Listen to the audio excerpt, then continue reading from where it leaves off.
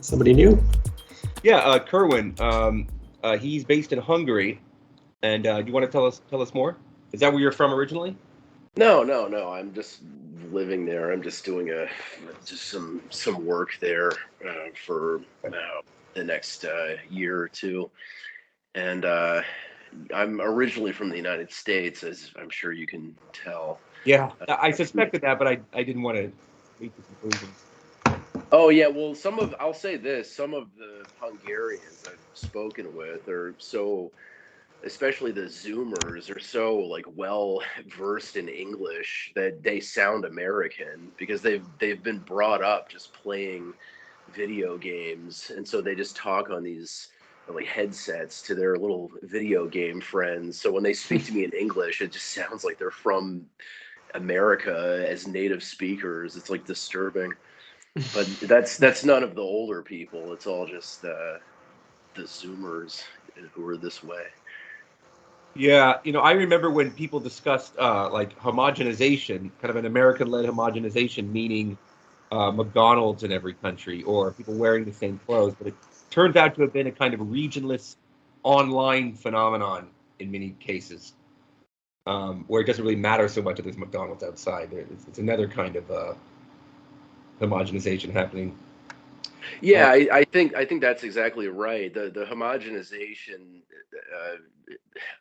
to some extent, I mean, it's true of McDonald's, and they've also said the same of Coca-Cola. I think that Coca-Cola was like the emblem representing capitalist evil throughout, much of the 60s through 80s or so. But I think the real homogenization or cultural conformity has really gotten extreme in the digital era, where you're not only what's outside is certainly important, but what you're inviting into your living room is far more subversive.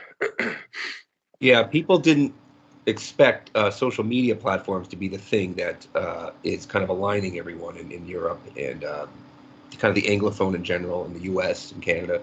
It was something like it was kind of tangible products like Levi's or Coca-Cola.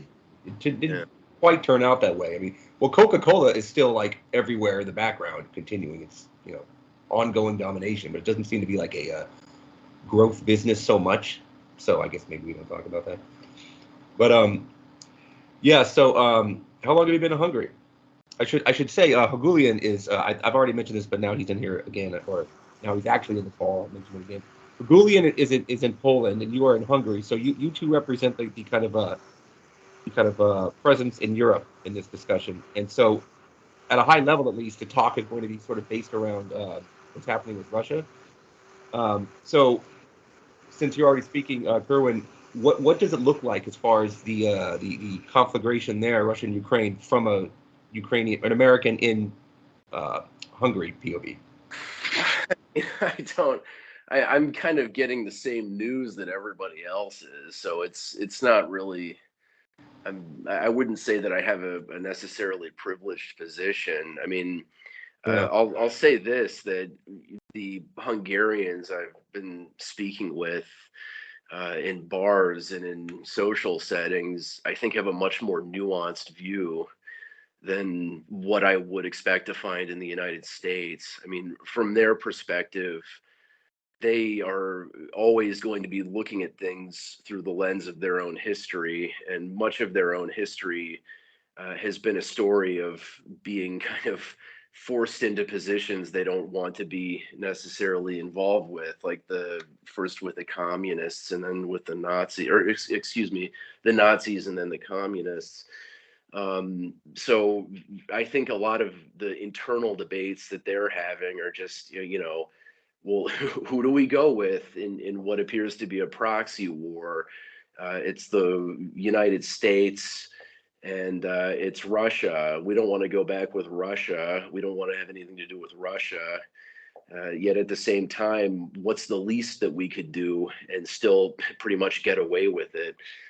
So a lot of the concerns that I'm seeing and criticisms against Orban and his willingness to continue to exchange energy and things like that with Gazprom, a lot of that is, I think, just fear that the rest of the EU is going to eat them alive or punish them in some way. Even the people, like I'm in a city, and cities tend to be much more pro-Western, as I'm sure you could imagine. So they're much more anti-Orban, anti-Fidesz. They're in favor of the opposition.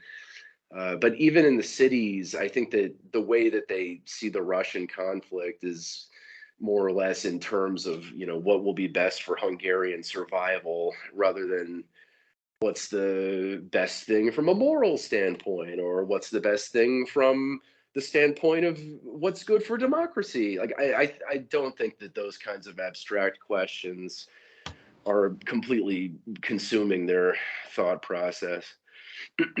Yeah, in the West, having a kind of what's good for people right here in the country I live in it's very kind of it's kind of a downscale opinion. It's certainly not very there's nothing noble about it. It's thought to be sort of kind of a small man view of history, yeah, it doesn't get much play. Somehow we are and this is certainly related to our role in the world as something of a global hegemon, that we can kind of divorce the idea of national interest from abstract morality. It's the same for us, I think. Yeah, I think it really is. I mean, when you do have conversations with people about the Russia-Ukraine conflict in America, it's all very like highfalutin idealism. There's no practical fear. I feel like there's no practical like implications for my life personally. It is all very like abstract, and it's like a sports thing where it's like, boo Russia, yay Ukraine. That's like a lot of the level of the talking here. I think that people probably anywhere in Europe just have more nuanced opinions about it because it can potentially affect their lives more directly. We talk about oil prices and things like that too, but nothing in terms of like anything more specific. There are a lot of like Russians in the community where I live in Sacramento. So, I'm friends with a lot of people who are actually from Ukraine, but there are like a lot of like Russian communities in America. From what I understand, none of them support Russia. I mean, are you aware, Dane, of any communities in America that are like actively pro-Russia, other than like kind of like political like weirdos, like maybe Candace Owens, who's just trying to be I don't know, score some like odd political point against the left. There's some of that, but which I don't even completely understand. I lived in Sunny Isles Beach in North Miami, and there was actually a big Russian population there. It's funny, almost everyone I speak to, they say, well, there's a lot of Russians around me, and yet no, there's not that many Russians in America in total. So how could everyone figure out a lot of Russians? But yeah, Sunny Isles Beach, North Miami. I was there when the war broke out, and they came to the street very quickly to kind of denounce it, maybe trying to get ahead of any kind of backlash. But that might be a somewhat cynical view. They might have just felt genuinely they needed to say something. But yeah, so there are the occasional Russian nationals in the U.S., I guess. Russian national in the political philosophical sense, not like a legal sense, maybe. And they could have been born here or something, but yeah. So Harry Heghoulian, how have you been? Okay, well, I've been all right, thank you. I think we spoke about this war just over 6 months ago. Yeah, like March. In March, so about a half a year. Right, yeah. So at that time, there was a big influx of refugees to Poland, and the people were doing really well, sort of helping the refugees, sometimes putting them up in their homes and things like that. Well, that sort of tailed off a bit, probably because, I've got a Polish friend who works in the NGO sector, and he kind of has a close contact with this whole situation, and he thought that, well, the people who are able to help who had spare rooms and were willing to do something. Yeah, basically they had helped, and so that sort of supply of assistance dried up really. So after about a month, this kind of first wave of assistance died down. But yeah, I mean that the Ukrainians have been here now. Some of them moved on to other countries, mostly women and children, of course. The vast majority, women and children. I mean, in my daughter's preschool, there was a Ukrainian boy last year, but she moved to a different preschool now. But do they hope to go back? I mean, near term, short term, do they expect to go back, or are they making arrangements to make their homes in Poland? I wonder. They're not being sort of being forced to go back in any sense. I think basically the Polish government has said you can stay as long as you want, and there's even some talk about giving them the vote, which is kind of interesting, kind of cynical ploy maybe by the ruling party, because he is Kaczynski, who is the head of the party but not head of state. He may be thinking that they're going to vote for him, right? Anyway, yeah, generally the war sort of fear, which was kind of going full blast, I think, when I spoke today and last time about this subject, it died off really. I think probably by the time the Russians withdrew from Kiev, the surroundings of Kiev, it was in April. So I think we sort of realized then that the war wasn't going to expand, really wasn't going to kind of cross the border or anything like that. And really the focus has been on things like energy prices, which is now the sort of key issue in Europe, I think. Yeah, you hear a lot about Germany's reliance on Russian natural gas. Poland is to the east of Germany, but are you as reliant? What is yours? Not as reliant, but certainly some of the gas did come from Russia. Yeah, a fair proportion. But the Germans are really in a bind because almost all of their gas was coming from Russia. And they've had to make alternate arrangements now, very expensive alternate arrangements, I should say. And of course, even at that, with these sort of different suppliers, I think there's sort of, some supplies coming from the US on ship, at great expense, really. But even with these, arrangements, there's a fear that especially if it's a cold winter, there's not going to be enough gas essentially. So rationing is going to be, needed. If it's a mild winter, then it might not be necessary, but it's still going to be painful. I think I think everyone realizes that.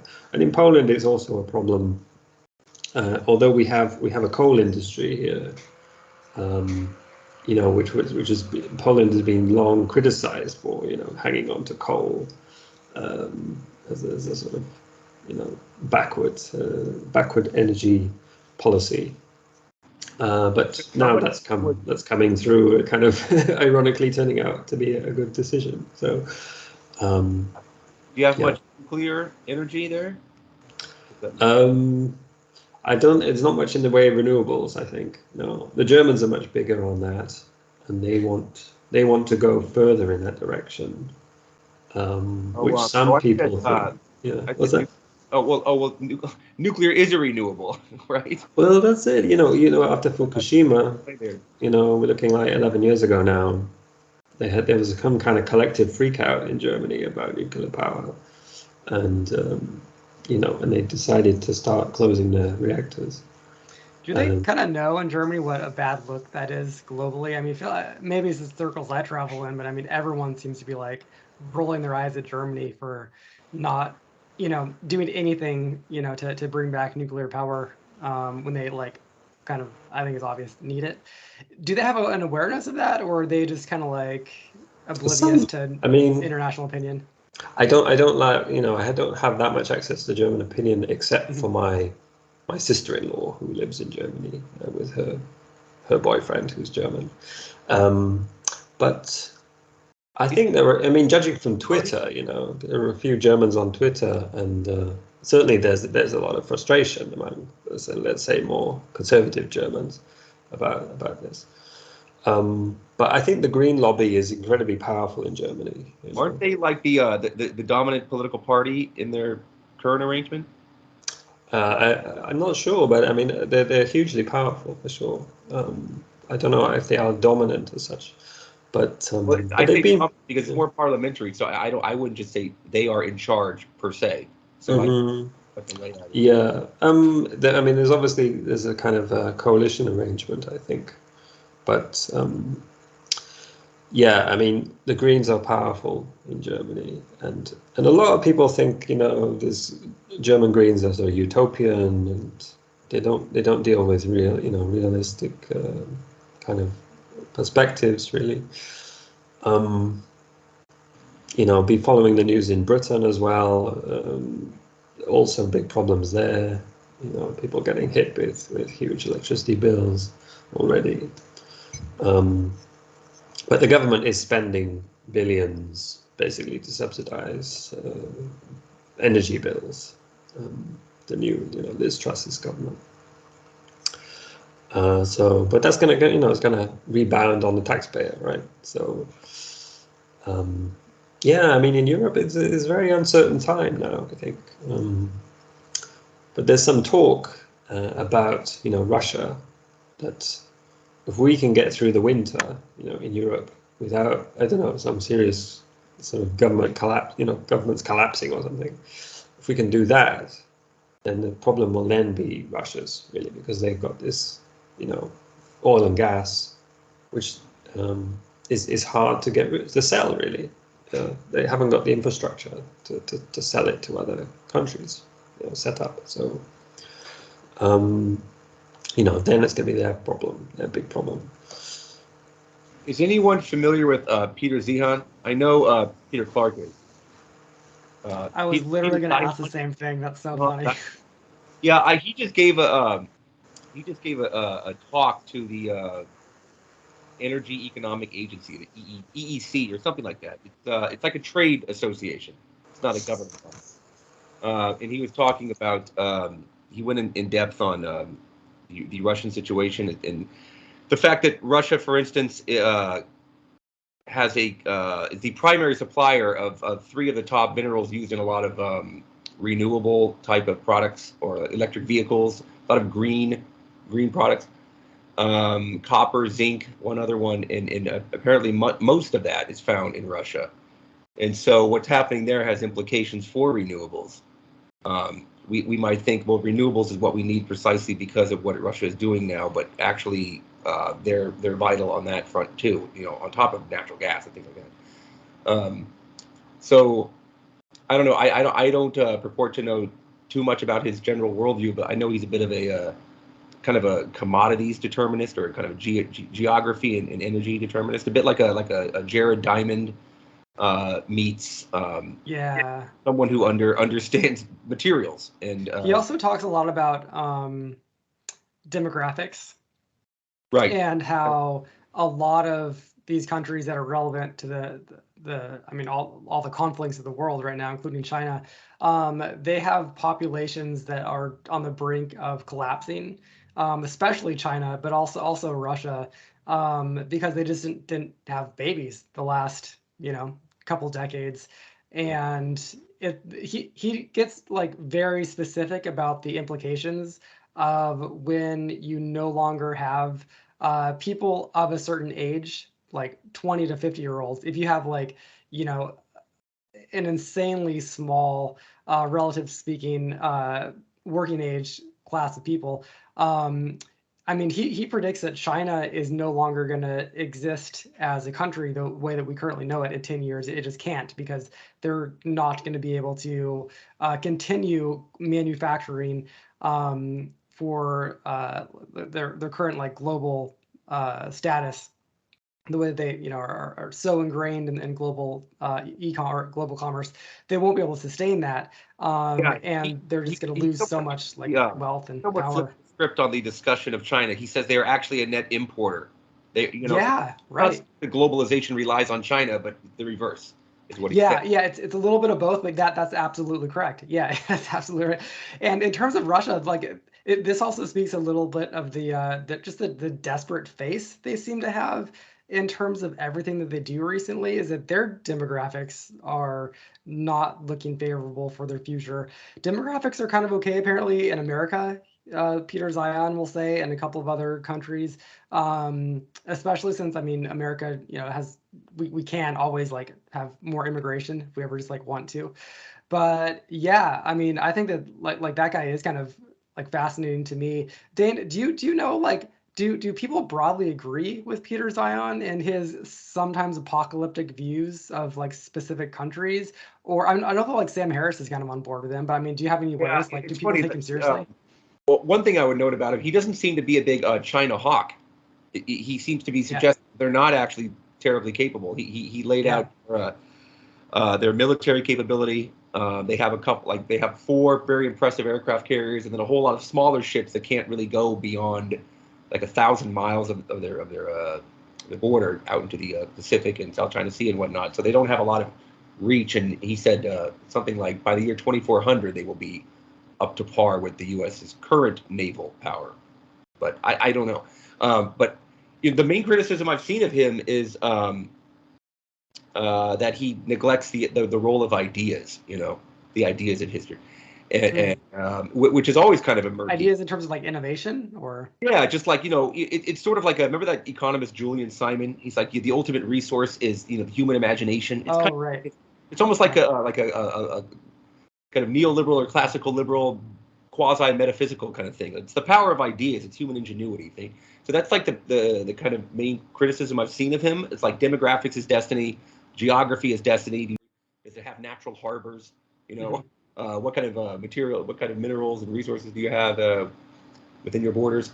But what about the role of the ideas like tolerance for innovation, things that are kind of difficult to pin down and kind of operationalize, to show in a way that is legible as here's how much copper we have, or here's the kind of coastline we got, right? Things that are much more easy to discern.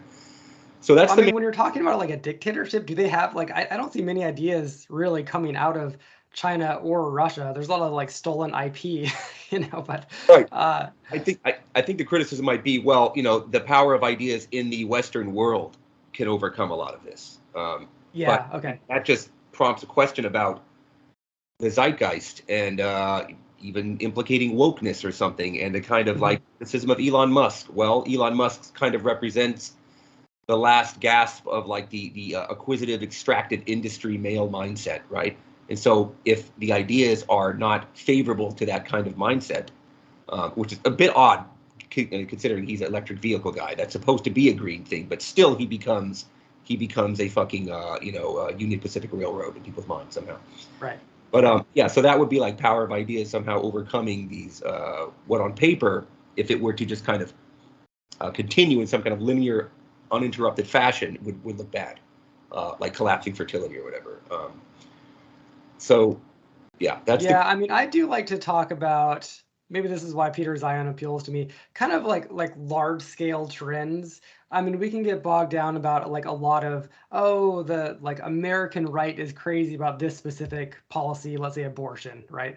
But in terms of demographic trends, there just are going to be less Christians 50 years from now, and so that demographic with that particular political hobby horse is going to be less powerful, in the semi near future. I feel like having that in perspective is just I don't know. It's so easy to discount that I feel like you need to shove it back into any given conversation, which is why I think I do like that perspective. But I do like, I'm sure there are infinite caveats. This idea of the power of ideas, being part of that. Christianity could all of a sudden become rampant again. It's an idea. It could have a new spark. Who knows? But it's fascinating. Kerwin, did you want to say something, Kerwin?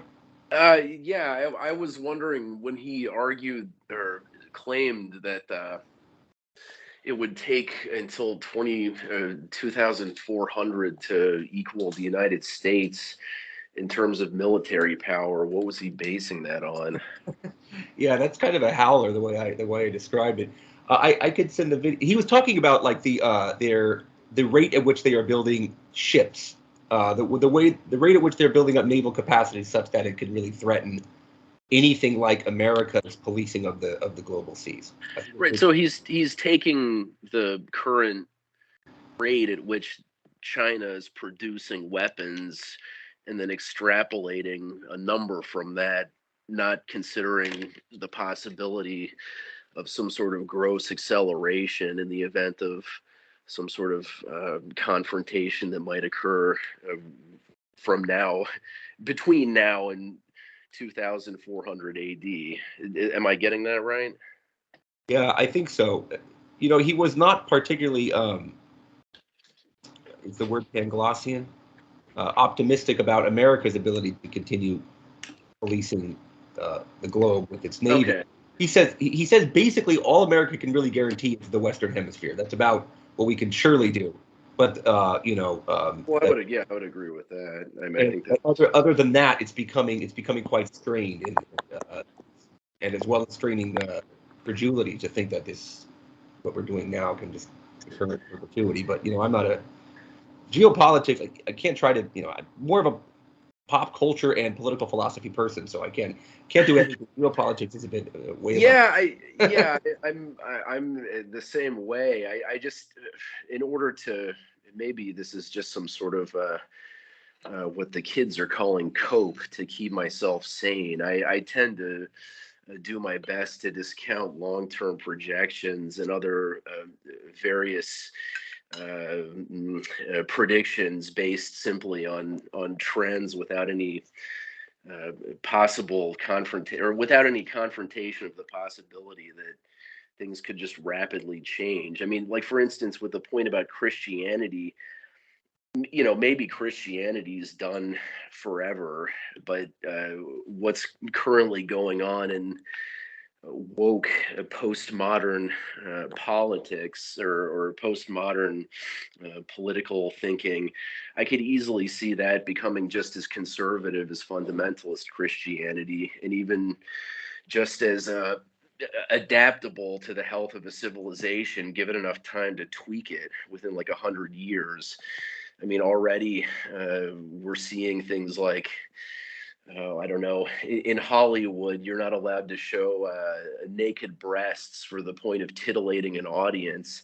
This is a very conservative shift, but it's been done. I did not know that, for the record. Interesting. Yeah, and it's, well, I mean, it's an unofficial rule, but like, can a movie like Basic Instinct be made today? It seems like no. And I actually, that's a good point. Yeah. Well, there's that Marilyn Monroe movie, that biopic is supposedly NC-17. I don't know just what it looks like. Yes, and the actress was complaining that the only pictures that will be traded of her from the film online will be the ones of her naked. But my broader point here is that through postmodern liberalism, or whatever we want to call it, they have stumbled upon some sort of rule that has brought them back to a more conservative position. So what seems to be going on a certain trajectory could very easily shift. They might keep the stuff that actually could be conducive to the health of a civilization, and discard the stuff that has proven destructive and terrible. I'm not saying that I'm holding out any deep hope for that, but it's just simply a possibility. And I try to keep myself open to that at all times. Yeah. When it comes to China, I don't really have any particularly brilliant insights on the way that they sort of behave in their political decision making, except that from what I've seen, they're extremely methodical in everything that they do. I know recently, didn't they just do a coronavirus lockdown or something like this? Like yet another one? Yeah, they did. Apparently their vaccine is like shit, so they kind of have to keep doing that. Yeah. Their vaccine is apparently good for only the very first wave of COVID. It hasn't been good at keeping up with these ongoing variations. Interesting. How long are their lockdowns usually? Are they just kind of like these short little things that go away quickly, or do they do it for a long time like we do? I don't know, but it's a bit of a black box over there, and you would think that too much of that, and they really risk destroying their economy, and not just vis-a-vis the rest of the world, but the other school of thought that I find interesting is that once they acquire enough wealth, they will inevitably decay into some sort of version of a maladaptive social or moral abstraction, similar to what you have with wokeness or whatever we want to call it, just because that's what civilizations inevitably do once they acquire enough capital. I've talked to some like interesting ex-Marxist types and current Marxists who feel very strongly that this is the case. Soon to be ex-Marxist, I would guess. But I'm sorry. They believe that China is going to become woke. What would that even look like, or what in what way? I have no idea, but it's interesting to me that, like, when you look at their propaganda against the United States, they appear to be using America's own values against them. They don't like say like the Americans are inferior trash. The Americans are stupid and fat. They say like the Americans are bad because they beat up black people with their police force or something like that. I think I've seen some of that too being online. astute. Yeah. I think they're just being astute, paying attention to the kind of rhetoric we use here, and just instrumentally throwing it back at us. I don't know how much currency it has inside China. That kind of. That's true. Yeah. I mean, Russia does the same kind of thing. Although it would be interesting. So Russian propaganda will sort of shore up MAGA sensibilities, but also kind of like doomer leftist BLM type sensibilities. Like you're intractably racist. Like Russia will promote both of those simultaneously because it just leads to a generalized demoralization, which is part of a long-term, psyop type of thing. But does China do both of those? Does it play to domestic right and left sensibilities, or it sounds like just left based on what you just said, Karen? I guess too much of the right sensibility is actually implicates China itself, so they couldn't directly play that up in a way. I mean, okay, one thing I think that Kerwin just got taken out by Chinese. Yeah, they got taken out by the Chinese. In any case, I rambled a little bit, but my point there was, so China's glomming onto some of the woke rhetoric, but like I said, I think it's for propagandistic effect. I mean, that is honestly a really interesting question. I never considered that, but I mean, I think partly just because you hear about the moral atrocities we do in America. We hear about the moral atrocities of China, like the Uyghur Muslims, that sort of a thing. The average Chinese person, I wonder if they want to have awareness of that, and two, if they have a moral issue with like the camps of the Uyghur Muslims, where they're basically, forced into slavery, that sort of thing.